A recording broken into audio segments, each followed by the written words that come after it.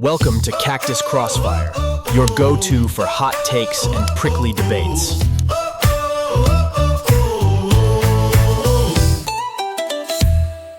Welcome in. We're back for another big episode of Cactus Crossfire. I'm Cecil Beta here in New Mexico.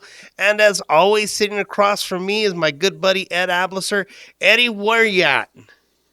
Well, today, hello, Sisto. Great to see you, my brother. You must be cold with your shawl, your little scarf around your neck. I'm out here in the great state of Utah today, filming. We were in Reno yesterday. There's a special session going on in Nevada. They're trying to do all sorts of crazy things we'll talk about. But listen, I'm thrilled to be joining you, Sisto, and the great folks over there at 8688 Studios. With home of the legend, Gabriel Baca, the man who won a staring contest against the sun. So let's get going. Well, come on. I mean, we've got a great show set up today. We had, as you said, you're going into your special session out in Utah. We got out of ours here in New Mexico pretty much unscathed. But also a big part of that was the 43-day government shutdown that happened. We had some municipal elections that happened all around the country that we'll be talking about. We'll be talking about Hispanic and younger voters that showed up in these 2025 elections, and we're going to start looking at some of the news and the polling data and these local elections, and getting a few insights for our listeners about where we're at with a lot of those things. But, our first and foremost is going to be, the government shutdown. 43 days, brother. 43 days that we were shut down. And in a clutch, we come out probably a couple days back with somewhat of a deal on the table, trying to get SNAP benefits that we talked about last time in our show back in the hands of folks, making sure that government was reopening and where we were headed with all of that. But I mean, the big conversation surrounding Congress has been who was at fault, who helped the shutdown move forward, who kept it going, and then the political talking heads on either side about who is to blame and who's not to blame for the whole entire situation. Sisto, it amazes me the ineptitude about long-time elected federal politicians who've been there. They know how this system works. They know what the Leviathan is, how this beast is fed at the federal government, that you have hundreds of thousands of federal employees, right? You have, 25 million people or more, children maybe, I think that was the number I saw, receiving supplemental nutrition assistance program. Right? Yep. Basically, food insecurity. You have economic drivers in this entire country that relies on tourism, relies on travel, relies on our airports. And you had this game of chicken that only came about because that the CR, right? Okay, so let's break it down. You have this continuing resolution. Mm-hmm. Congress votes for it. Passes the budget forward, right? When you move that budget forward, you are promoting the most recent expenditures to keep government functional, taking money from the Treasury and funding government. That's all it is. Democrats decided that they would use the filibuster in the Senate. Now, for people that don't understand this, Democrats are not in power. They don't have control of the Senate. They don't have control of the House. Right? Democrats have to follow the majority party. So what do they do in the Senate? There's the filibuster provision that allows and basically says if you can't get that 60% or what is it? I think it's supermajority. You can't get basically 10 more votes, right? To close the discussion, close debate, that the vote can't happen. So Democrats basically said in the Senate, hey, we are closed. We're not going to close discussion. We're going to keep it open. We won't vote for to remove the filibuster, right, in this situation. And call it cloture. So the continuing resolution does not pass. Government shuts down. Why did the Democrats not vote to bring a simple majority vote on the continuing resolution to the table? Because they thought that they can negotiate certain aspects of the Affordable Care Act or Obamacare. Or ACA. Primarily ACA, Obamacare, Affordable Care Act. They were concerned about the premiums that we all pay, not all of us, right? But there's a certain segment pays into the marketplace. So they used it as a leverage point. Republicans are like, what are you talking about? We just want to get this CR through. Let's keep government moving and let's debate the ACA separately. Democrats took a risk, and what they did is they threw out this notion of the ACA subsidies. So we're not talking about healthcare. Basically, we're talking about a coupon that you, as a purchaser, get to go to a store, not in a store for healthcare, a store for insurance, right? So this is money that goes straight to an insurance company. And they want to give you this coupon so that that insurance cost is cheaper. This doesn't do anything to change the rates of healthcare, but Democrats went 43 days, Sisto. They shut down government for 43 days. Republicans begging them to come back. I 100%, I'm a Democrat. Sisto, you know I love my party. What the hell are they thinking? They shut down government to basically fight for a coupon for a system that has been broken, and they're doing nothing to fix it. And what did they do? They sacrificed their integrity with the hundreds of thousands of federal workers who went without pay for 43 days. They sacrificed the most vulnerable populations in this country, our children in low-income families who need SNAP benefits, who basically need healthy food. We talked about this last time. There's no fraud there. Republicans need to back away from that, but Republicans need to make sure that they fully support SNAP benefits to low-income families. That's so important. But Democrats played game with that. And then they played game with our economy. And that's when you saw things finally change. And you know what? I want to identify 2 senators from my state, because there were 8 U.S. senators that stepped up and said, you know what? We've gone far enough. This is ridiculous. This is ridiculous. 2 of them are my senators in Nevada, right? Mm-hmm. Senator Catherine Cortez Masto, Senator Jackie Rosen. 2 very courageous, because it flew in the face of this crazy Democrat storm, Sisto. And they voted to shut down discussion so that they can move the CR forward and have conversations about ACA later. Why? Because the government shutdown was destroying the economy in Nevada.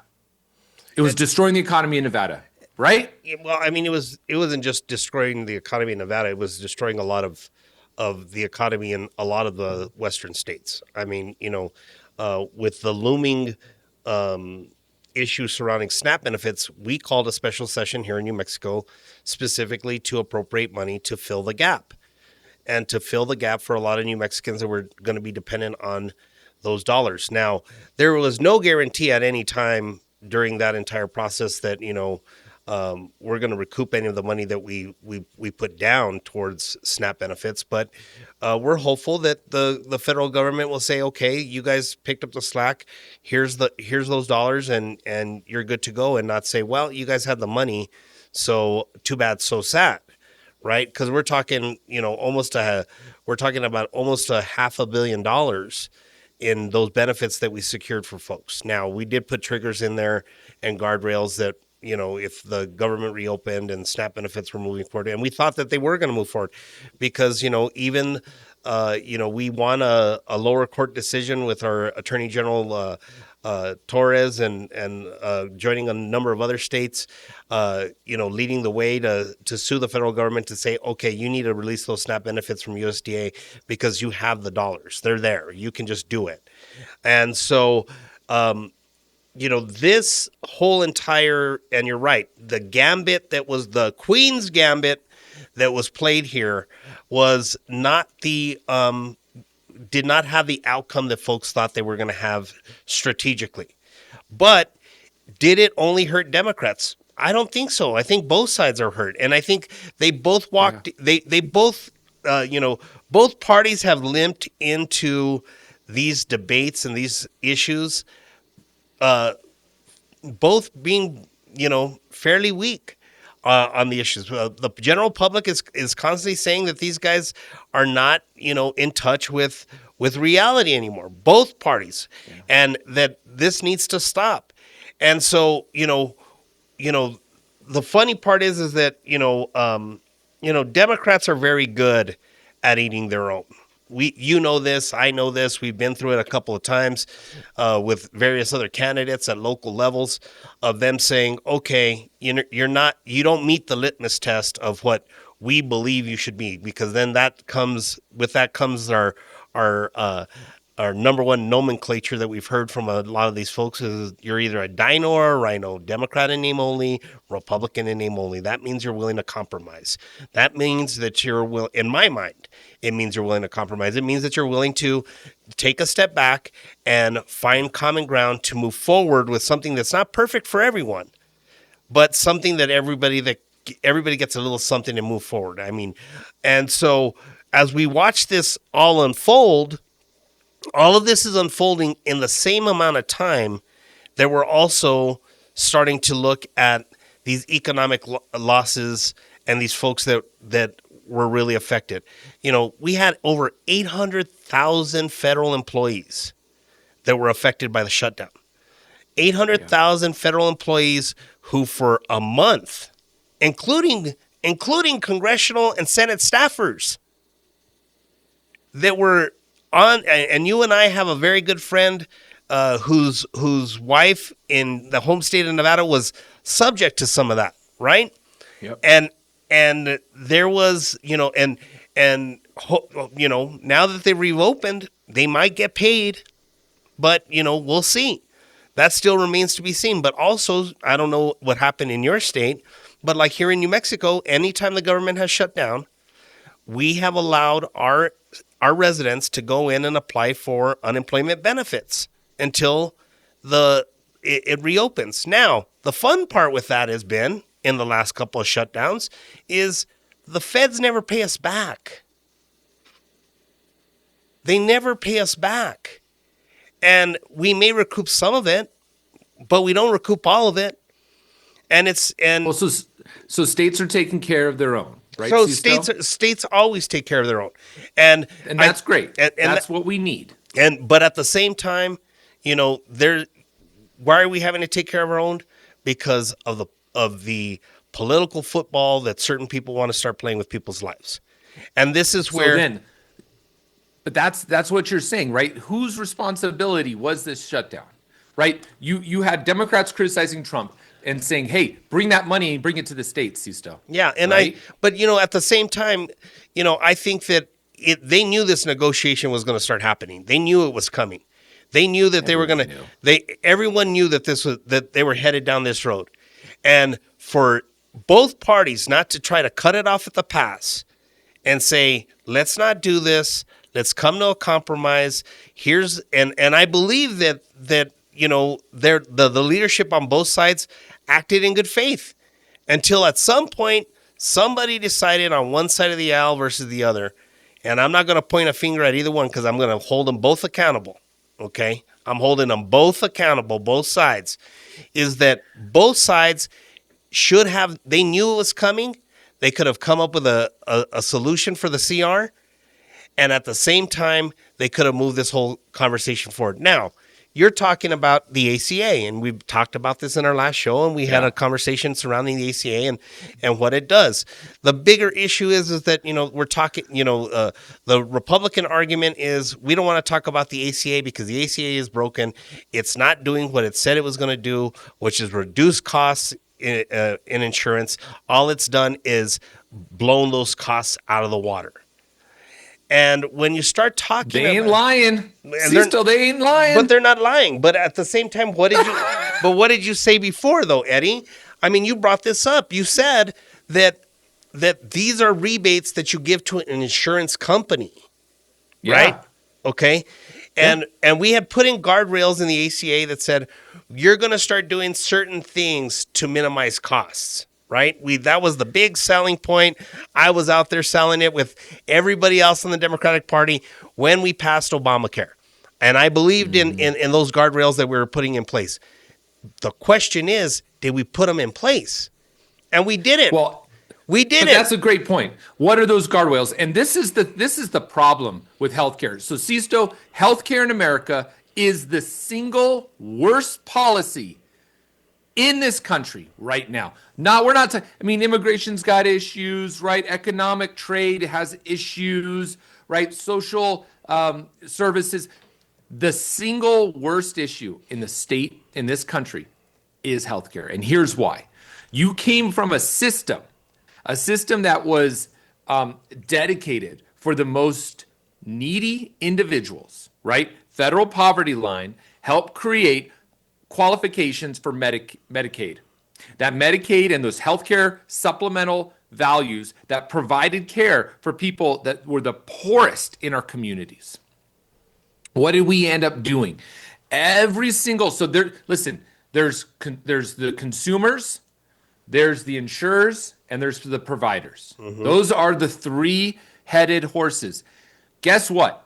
The insurers, they're making out like bandits under ACA. The providers, they're doing okay. Guess who's getting screwed? The consumers, us, the people that are the actual purchasers of this care. Yep. And the problem is what is a base level assumptive care that all people deserve, right? When I ran for office, Sisto, I always, healthcare's a right.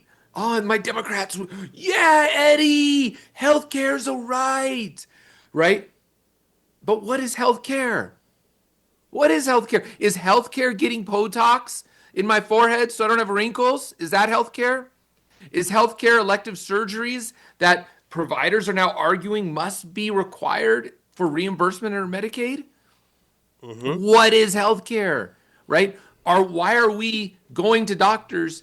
So I read this report from Johns Hopkins, and they looked at how much fraud is the follow-up. What percentage of care is unnecessary, unneeded, that happens within a medical complex? Over 28%, Sisto. Yeah. We're talking about over a quarter of every medical procedure in this country by doctor's admission alone is unneeded. Well, and I mean, but you talk to physicians about those costs, right? And you talk about what, and you bring up a point, about the Botox, right? And you bring that up. There will be physicians that will Botox. You can just tell by my face that there's none of that happening. But come on, brother. At the end of the day, what you can tell is that when you speak with these physicians, one of the things that they're constantly telling you is that, they'll make a justification for the procedure, right? And say, well, this is going to help this person's esteem, and they're close to their mental health, and their mental health this, and their mental health that, and then it's medically necessary, and it's medically necessary as a result, and blah blah blah blah blah. And I get that. I mean, I understand. But the one thing that our viewers have to understand, and this is something that our larger community needs to understand, this is an economic deal. Okay, this is about dollars and cents, and where's it getting spent, and who's spending it, and for what. Which is an argument that Republicans make very, very well. And it goes, and Democrats, these working class Democrats that we're going to be talking about that showed up in this next election, what they don't understand is that if I have to budget for certain things in my household that I can afford, why shouldn't everybody else have to do the same thing? And this economic impact of the shutdown, it was more impactful to families than what people think, because the other big part of it is like in New Mexico, I did this at the last government shutdown. And I just said, okay, let's just assume that in New Mexico, there's 18,000 federal employees that aren't working right now. Okay. And let's just assume the baseline government employee makes $30,000 a year. Okay.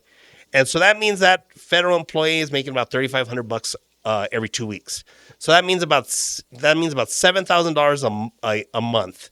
That $7,000 goes towards their mortgage, towards their utility bills, towards all these other things. And then they have this little nugget that's left over, like, a couple $100, $500-600. And that's them going to dinner at a restaurant. That's them going to the movies. That's them spending it at a soccer game with their family. They couldn't afford that for a month. Now multiply that times 1,800 people. And let's say they all did the same thing. Let's say they were all going to go put gas in their car to drive to work every day, which is another $200 every single week, right? That money that they're putting in their car, what does that affect? Well, that affects the state budgets. There's excise taxes that happen with oil and gas in New Mexico.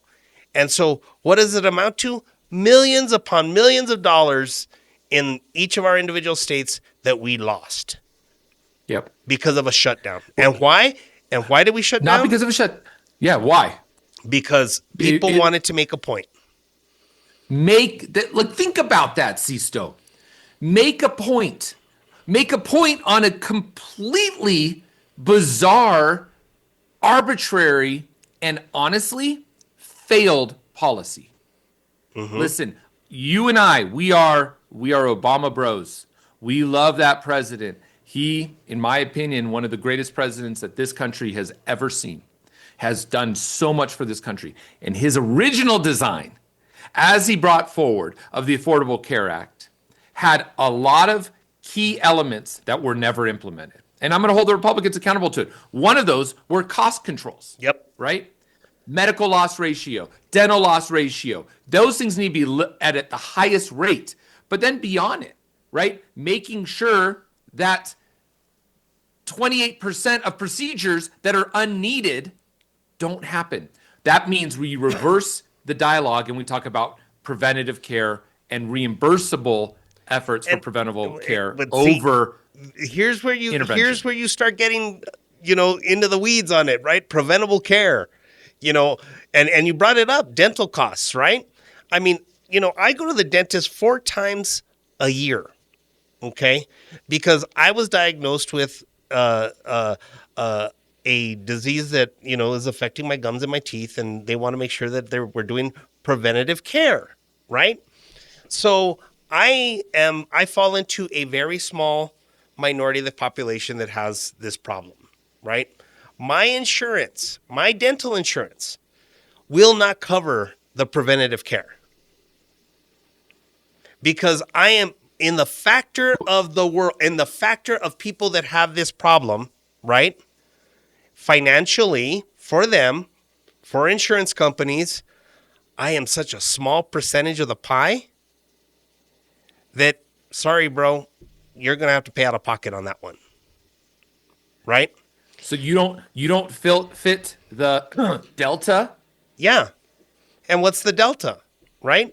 And what's the delta? And the delta shows most of the time that people like myself, even though in a small population like New Mexico, right, is a pretty big number. Huge okay? Number.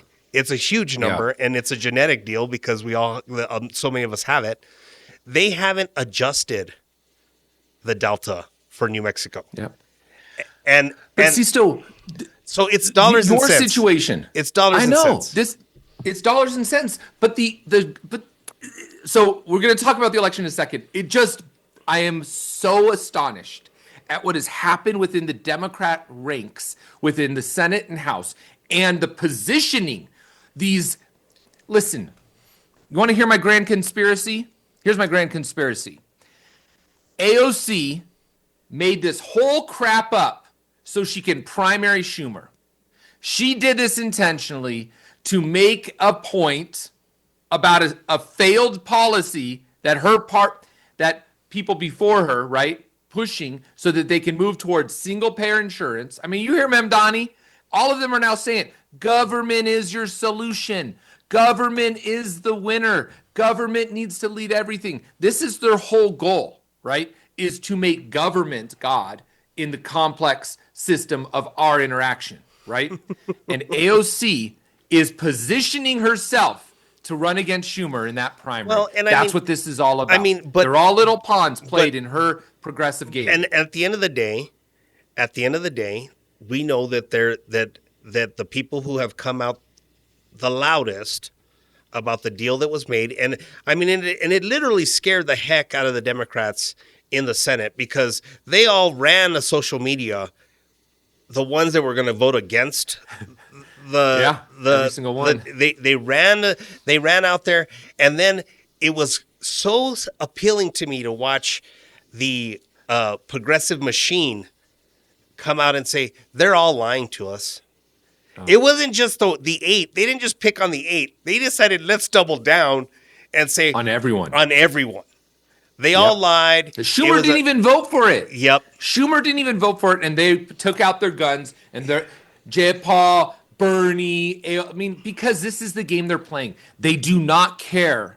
Like, this is, listen, man, they don't care about a solution. Well, this is don't. This is the thing. We're going to get into this about this strategy that they have, because they utilize parts of it in these elections, right? These elections that we saw come up, and and the one thing that happened in these elections, due to a big part of all of this, was that all of a sudden Democrats made gains in states and in municipalities where they kind of had a reset back to the 2022 numbers and the 2024 numbers of Democratic performance in some states, right? And they're gonna say, and Eddie's smiling, and everybody look at Eddie, look at that big old bright smile and that gorgeous hair of his. But the ACA won't cover my hair replacement because it's not essential.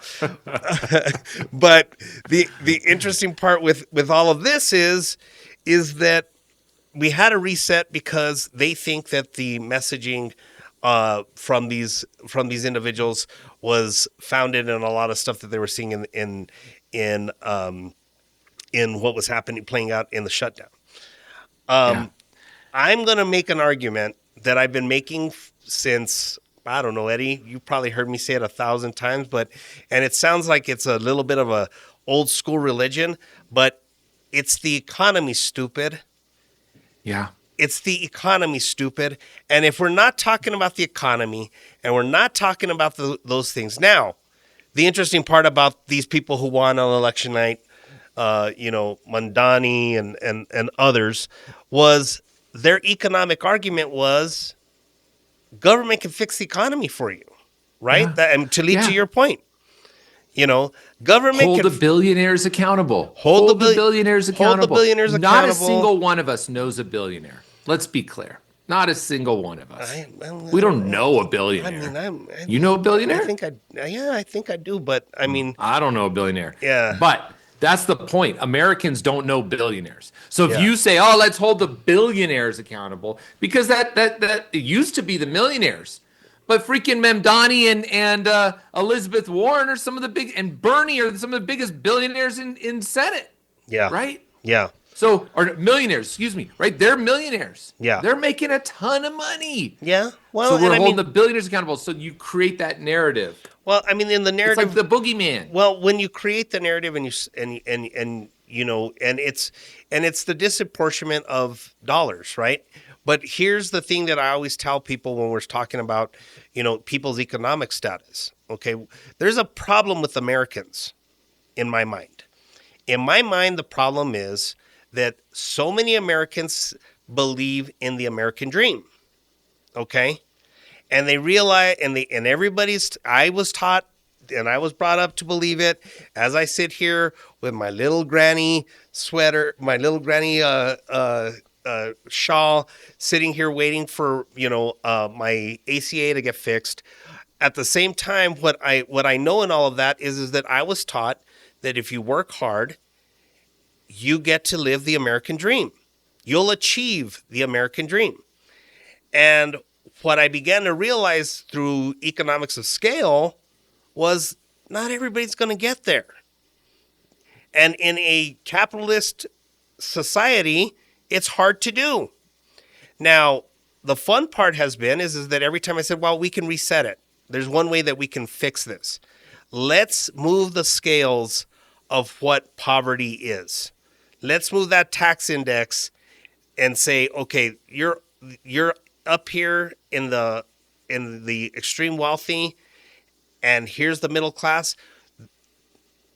Here's an insider for you folks. Politicians don't want to tell the middle class that they're not in the middle class anymore. Okay? They keep telling you folks that the middle class is there. I mean, right now and that's what Mandani and these folks are doing. They're saying, look, we're going to help the middle class. No, you're not helping the middle class. You're helping the poor. The divides between politics and economics is the same.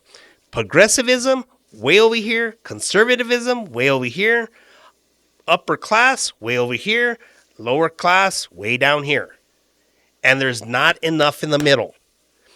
Now, I had an old friend of mine, God bless him, former state representative Kiki Saavedra. Kiki was the chairman of House Finance for years. And Kiki used to come to me, and this was in the 90s, saying, Mijo, all we're doing is we're destroying the middle class. We're not helping them. We're not uplifting them anymore. And it's come true.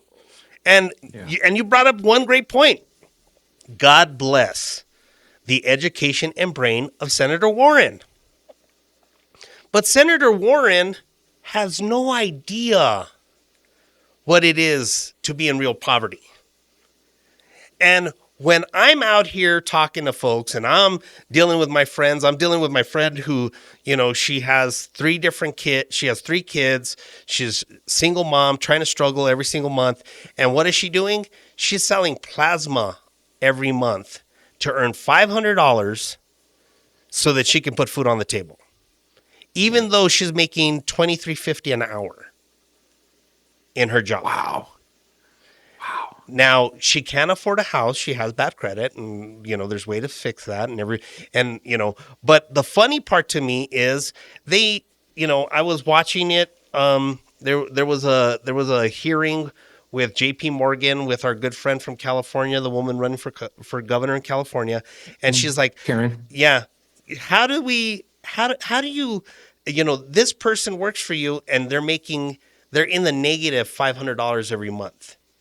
And you can figure out how to, manage your billions of dollars that you're making, but you can't get her another $500 a month, right? Great tactic, great policy, great theater. Did she fix the problem? That was in 2019. Yeah. Here we are in 2025, and it's only gotten worse. But see, so the election. Let's get to the election because you hit the nail on the head. It's the economy. Yep. And this election in depth, and I want to be very clear, this was not an election of the polis, the ubiquitous voters of 100% of political ideology, right? Mm-hmm. This was an election in the general of interested party politics that were almost primary based. Mm-hmm. New York City, are you freaking kidding me? Like, the dude didn't even get, almost barely got a majority, right? Plurality of votes broken up, and there is no edict that charges Memdani with he is representative. He represents barely half of people that came out into an election in that city that is extraordinarily divided. Normally in New York City, the Democratic candidate gets almost 75%. So think about that. The candidate on the ballot that had Democrat after their name underperformed in the city by almost 25%. Well, hold on. Let the numbers guy come in and help you out with it, because the other part of this was the total voters that showed up, right? The total voters that showed up were, on average, were anywhere between 25 and 30% of the total electorate in each of these areas, right? So you still have a small segment of the population determining who's elected in our country, okay? The people who didn't show up in larger numbers that they thought that there was a significant, in the Mamdani race, there was a significant number of communities of poverty that showed up by 1 or 2 percentage points more than was to be expected. I encourage all of my friends to go look at the map of New York City. That you can look it up on the internet. There's multiple beautiful maps, and it is hilarious to me to see the economic divide of where the votes for Mamdani came from versus where the votes for Cuomo and Suila came from. And when you look at the map, okay, when you look at the map, you see that poor people are pissed off, right? And the upper educated voters and the upper income voters are saying, we need somebody that can come to the table and come to the table with real solutions, not just rhetoric, right? That's what I'm going to say. Because what I heard on both sides and both ends of the spectrum nationally, locally, when we get to talk about local elections, I'm pretty optimistic in New Mexico about the people that have cloaked themselves in coalitions. But on the national scale, the national media has just latched onto these folks and said, these are the guys. And you're right, Eddie. Yeah. Barely less than 50% elected Mamdani. Barely. And go ahead. Well, okay. Election night wakes up. Democrats, it's a Democrat momentum. Everyone's excited for 2026. The wave is coming. Look at what happened in New York City, in California, in New Jersey, right? In Virginia, which tends to be bellwether. But this is the comparison, and we'll get into locals. Look at Virginia and look at the performance in Virginia and the performance in New York City. Your Democratic candidate for mayor underperformed, and I think I'm going to beat this drum. He underperformed amongst voters. Democrats chose in a general election that, heck no, we are not voting for a lunatic Democrat. We're voting for a more conservative independent or Republican, right? But flip that in Virginia, which was the Youngkin Revolution, right? The parents' voice in this great state of Virginia. All of a sudden, the race that came down between Spanberger and Sears, right? Yep. Spanberger overperformed Sisto. Yep. So here you have a moderate Democrat congresswoman from Virginia who stood on the floor, I don't know if anyone remembers this, and was yelling at Pelosi, not because of what Pelosi did, but because of the squad, those crazy Democrat socialists that are taking over the caucus. She's yelling at Pelosi on the floor saying, you got to, take away, revoke privileges, move them out of committees. They are absolutely harming this party. And Spanberger doesn't want to go back to crazy Democrat Congress because now the whole congressional, delegation is coalescing around this Democrat socialism. So what does she do? She runs for governor and she overperforms. Yes. To me, that's the narrative. Well, and a moderate, reasonable Democrat overperforming in a sort of swing state anti-Trump did better than this, in my opinion, crazy lunatic out of New York City. But see, this is the great thing about the Virginia race, right? So what's the difference between Virginia and New York City? Urban, primarily, and rural. I mean, everyone from Washington, D.C. lives in Virginia. You know that. I know that, but guess what? But they also live in the rural parts of Virginia because they can afford a little bit more and save a little bit more than if they actually lived in D.C. Now, the interesting part, and I agree with you, that there has to be these coalitions within the Democratic Party, and the Democratic Party right now is fighting for their identity in that sense. And what you saw in the Virginia race is she was able to build a coalition with about 12 or 13% of progressives, a chunk of the moderate Democrats, and then a chunk of the independents that were kind of in the middle, and pushed them to the polls and got them there. Okay? That's the difference. You're right, she hasn't been dyed in the wool one way. She's not following the rhetoric of one group or individual. What she's doing is she's actually bringing people to the table. Everyone. Okay? And it's interesting because same phenomenon happened here in New Mexico. Okay, we had big city elections here.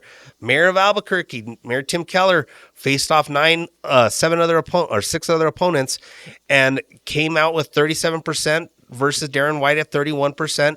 And then there was Alex Ubaez with 19%. Alex Ubaez was seen as the Mondani candidate, and he still pulled 19% of the electorate. Okay, Keller was able to keep a coalition with some of the progressives, pick up some of the moderate Republicans and some other folks to push him over the edge. Okay, it wasn't just a straight Democratic vote. He won the majority of the precincts in the city, and he ran a great campaign. And now he's headed off to a runoff against Darren White, an ultra-right Republican.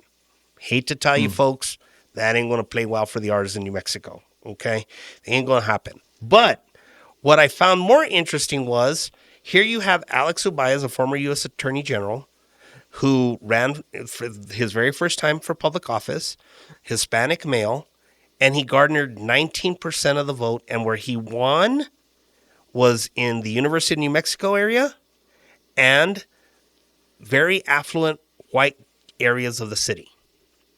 Okay?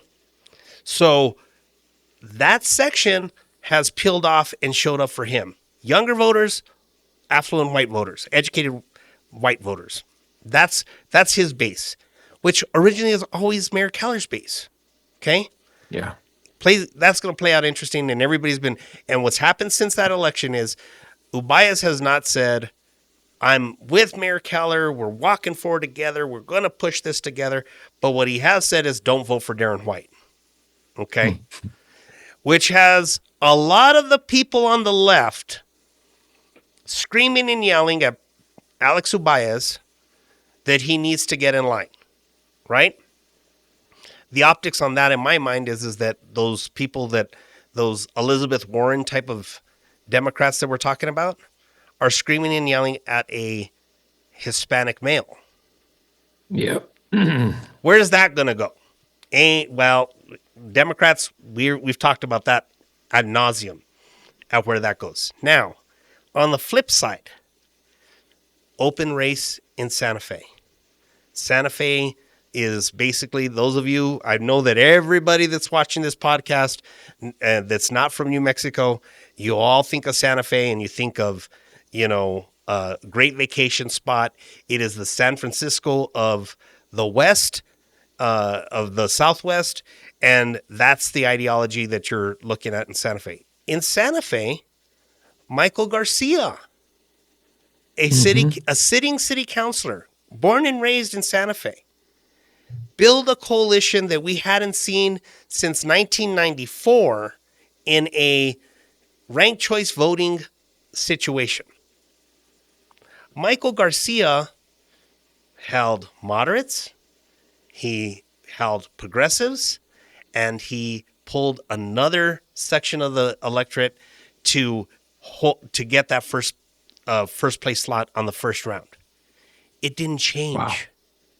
As he went forward, then what ends up happening is, okay, there's a couple of other candidates, Oscar Ramirez and Ron Trujillo, both Santa Fe natives. Both of them come in second and third over the affluent white progressives that ran in that district. They were supposed to be the ones that were the 1 and 2. So what happened in Santa Fe where there was people that decided to pick the Hispanic candidates, the Hispanic male candidates? What happened with the progressives in those communities? They decided that it's time that we try something new. And let's get the guys who are talking a little bit of the Mandani stuff, but aren't too out there, but at the same time are going to be able to build coalitions within their cities to bring people together to do what's best. Michael Garcia, right now, in my mind, he's just shot up on the scale 1,000 points in New Mexico politics. Because what he did in that race is he ran the campaign that every single Democrat, not only, Eddie, are you talking about in New Mexico, but you're also, to your point, he ran the same race that was run in Virginia. He built the coalition and he held it. Now, the question as he moves forward, I'm going to be transparent. I'm going to let people know what I'm doing. I'm going to listen to the constituencies, and I'm going to try to figure this thing out. And we're going to work on it together. That's what was missing in the shutdown. We're going to listen to people. That's how those elections. And that's how those elections played out. And that's how those elections played out. So, but Sisto, but all that everyone else is talking about is this like Democrat wave, and I need to push back on it because what you just talked about, right? Looking at Albuquerque and Santa Fe, go look at Minneapolis, right? Mayor Frey was on the ropes. Yep. You had this whole movement, right? Congresswoman Omar out there threatening people. I don't know if you saw that video. They're like at this hall and they're like yelling at people, yelling at Somalis that immigrated to Minneapolis that aren't voting for Fatah. yeah. And they're like, it's bizarre to me, the types of games that are being played. But Frey won, right? Yep. And Spanberger won. And Garcia won, right? And Keller won. And you look at New York City, right? And the mayor of New York City underperformed as a Democrat by 25%. That is the narrative. So let's distill it even more because I've talked to you about this. What does this mean to the 2026 election? The economy is number one, and here's why I say it. And Democrats need to be really worried about what this means. If you look at the swing states, right? If you look at the swing states in Arizona, Nevada, Georgia, Michigan, Wisconsin, North Carolina, Pennsylvania, those swing states, and you stop looking at these candidate races, you stop and you go all the way down and you look at school board bonds or other general obligation bonds. For those that don't know, this is basically a question on the ballot where your elected officials are saying, hey, give us more money to spend on these programs, right? Water sewage plants, school teacher pay raise, whatever, right? These are a question to voters. At a larger percentage than in its history, I think it's around 45% is the calculation I did in those 7 states. But like Arizona's up in the like 39%. I mean, it's crazy. Bonds failed. And not by a slim margin, not by 51-49%, Sisto. We're talking about 54 to 46. We're talking about 8 to 9 to 10 swing points that bond overrides have failed. That's huge. What does that tell us? That tells us that voters are sick and tired of not making it in their own personal checkbook, but yet government's over here saying, give us more. We want to spend on more stuff.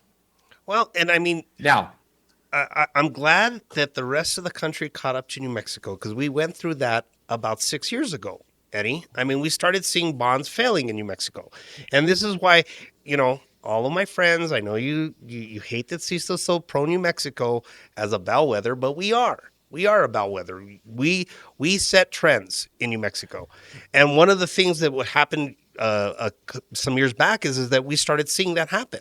And what ended up happening is that those governments had to start showing to the voters that they knew how to spend their money, right? And that if you're going to come back to the voters and you're going to ask for a bond, you better have a good reason for it, and we better see those results happening in these were mostly school bonds. And, one of the other political voices here in New Mexico and we often have this debate on election night about bonds and how, voting for a bond doesn't, people just can't continue to raise their taxes. Most of the time, these bonds are just rolling bonds, right? Very few of them are an increase in the bond.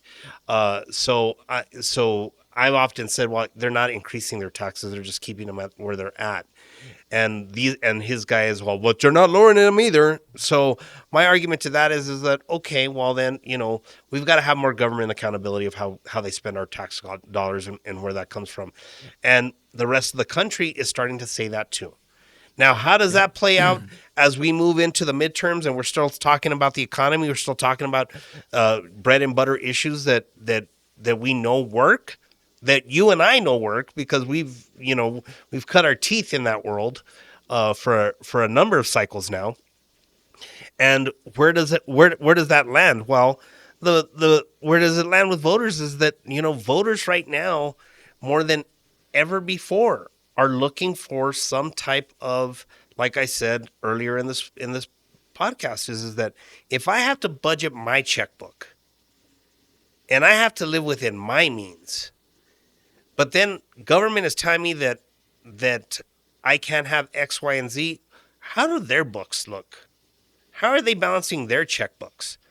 And we need to be cognizant of that moving forward, because if this is going to be an economic question and this is going to be a lot of economic things going forward, because the funny thing to me is, Mondani and others that are out there and saying, oh, we're going to fix housing, we're going to do this, we're going to create affordable housing, we're going to do this, we're going to do that. I never hear anybody in any of these debates, how do you pay for it? Yeah. How do you pay for it? Well, no. So that group, they're telling us, they're saying, oh, we're going to tax the rich. What does that mean? Right? Well, who's tax the the billionaires. Billionaires pay the price. What does that mean? Yeah. You and I both know that is a slogan. Yep. Right? That's Nike out there saying, just do it. BFD, what the hell does that mean? That doesn't mean nothing. He's not going to tax the rich. What is he going to do in New York City? He can't do any of this crap. If I was a billionaire in New York City, you know where I'm going to go? I'm going to go live in Connecticut. Yep. I'm going to go to New Jersey. I'm going to go to, you know what I mean? Like, yeah. It's delusional thinking, well, right? Because there's no coalition. There's no long-term strategy. It's all a bunch of bright, shiny objects. Well, it's and I mean populism. And when you think about when they're talking about taxing, the billionaires, okay, there's only so many billionaires you can tax, right? And how much is going to be a tax that they're going to be they can't push it to the limit. It's disingenuous to those of us who understand policy, right?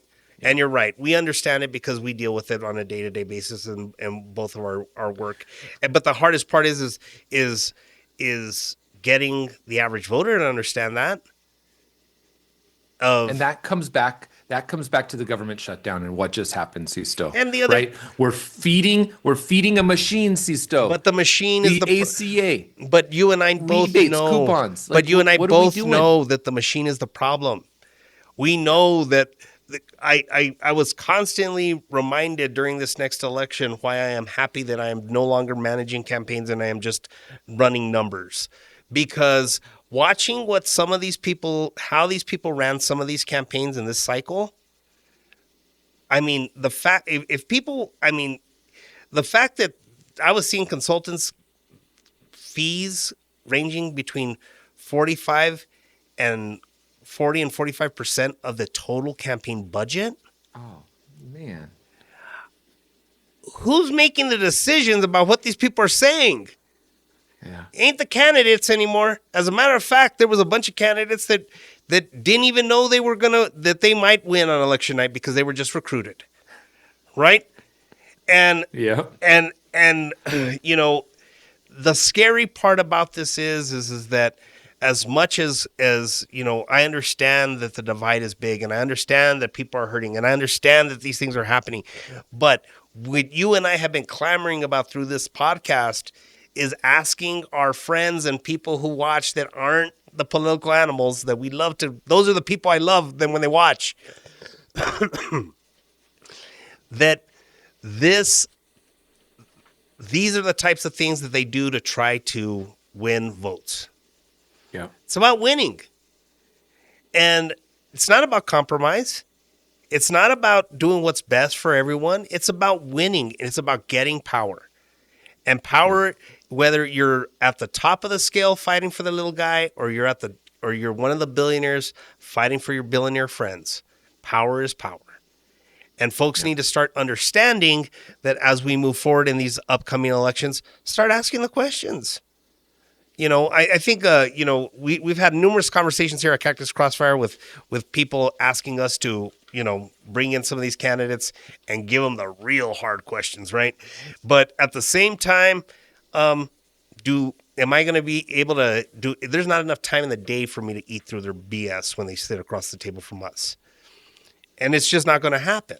And I'm not going to spend, you know, as much as I enjoy seeing you across the screen, Eddie, on any given day, I'm not going to spend that kind of time in a debate trying to get people to tell people the truth.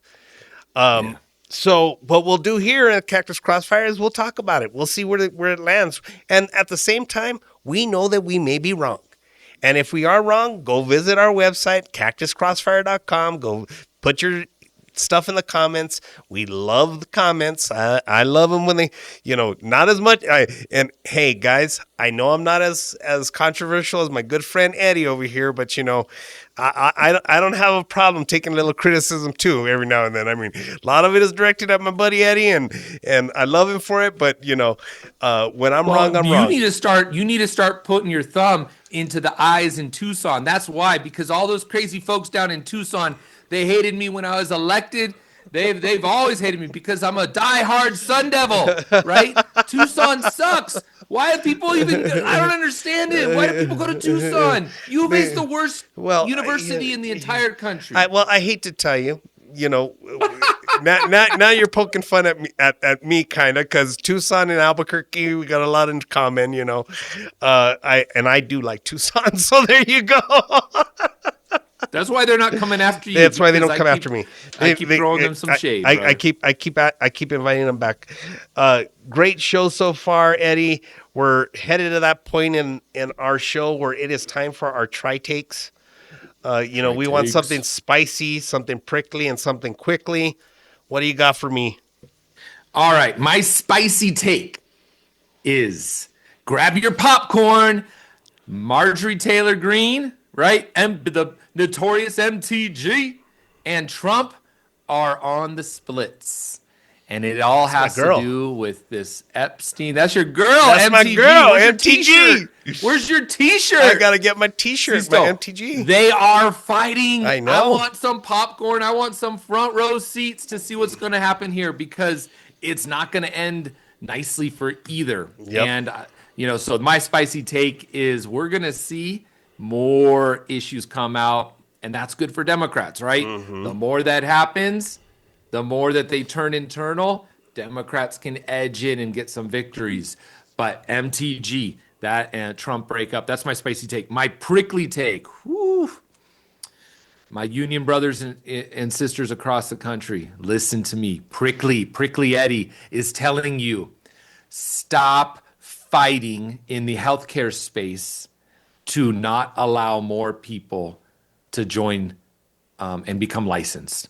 So we talked about healthcare. My prickly take is that unions like SEIU are becoming gatekeepers for other professionals to come in and provide services. And the reason is because they want to negotiate high wages for their employees. More employees, right? We know the simple economic value of supply and demand. More employees reduces costs. Well, that's good for consumers. We want more employees out there. We want more healthcare professionals. SEIU, my prickly take is stop being that gatekeeper. Let more people enter the nursing healthcare space so that we can provide care for people across the country. So that's my prickly take. SEIU, you need to own up for it. Quickly, prediction. Here's my prediction because I just saw polls come out in Arizona. If the election were held today, my prickly take is that Arizona Governor Katie Hobbs would lose. They're $400 million in deficit. They have nothing but an economic problem on their hands, right? Economy. She's not speaking to the economy. And the numbers are not looking good for her. So Democrats in Arizona, if you care about who might be the next governor, my quickly take, Democrats will not win Arizona if election were held today. Sisto. Well, spicy, prickly, quickly. You know, spicy is a very fun one for me now, and I thought about it this morning. I thought about it last night as I was talking to folks on the interwebs. Spicy it's tamale season in New Mexico, buddy. Tamale season is here. Everybody go out, make your reservations, head down to El Modelo, put in your orders now. Tamales are starting to hit the streets. If you haven't had a New Mexico tamale, I promise you it's the best thing ever. Go down, find your favorite little restaurant, grab one. I'm planning on grabbing one a day because I have my little viejita shaw on, so I'm ready to go. It's tamale season in New Mexico, so there's our spicy. Can we get the spicy? Can we get a link in our when we send this out, Mandy? Let's get links to some of Sisto's favorite tamale shops so our listeners and our viewers can purchase tamales online, Eddie, get them shipped direct to their home. Eddie, I will let people know. Asking for me to put my favorite tamales is like asking me to pick my favorite aunt. Okay, that ain't gonna happen. So there, it's a very contentious subject, brother. So the next one, prickly. You know, right now, prickly is this. New Mexico just had its special session. We just appropriated money to help fill the gaps in SNAP benefits. Okay. My concern is that the federal government is going to be targeting the Republicans and the Trump White House is going to start targeting blue states where they saw that their needle had moved a little bit in the last election. My concern is that they're going to say, New Mexico, you came up with the money. You could pay for SNAP benefits. You have a $3.4 billion revenue boom coming your way again to the state of New Mexico because of oil and gas revenues. You can pick up the tab. My estimation is that that's going to be a serious discussion coming forward in the coming months, in the coming years, especially with the big, beautiful bill. So you heard it here first. Quickly is that we have a wonderful new election cycle coming up still upon us here in Albuquerque. We have our runoff for the mayor between Tim Keller and Darren White. You know, a lot of folks are going to be watching that election. Quickly will be that everyone will coalesce and will turn out to help Tim Keller. So stop picking on the people that you say you want back in the party. Knock it off. It's only going to cause problems for everybody down the road. So those are my spicy, prickly, and quickly. I want to thank everybody for showing in. Preaching the big tent philosophy. You know, hey, I grew up in the big tent. Usually I didn't have to wear the makeup and drive the little car, but there you go. So we're getting close to it. Hey, sending some love to Senator Fetterman, good friend Senator Fetterman. I know he had some health complications. prayers and thoughts with you, brother. I hope you get better fast. We need people like more people like you down in the Senate. Thank All right, you so see much, still. everybody. Have a great day, and thanks for stopping in again. We'll see you next time. Peace.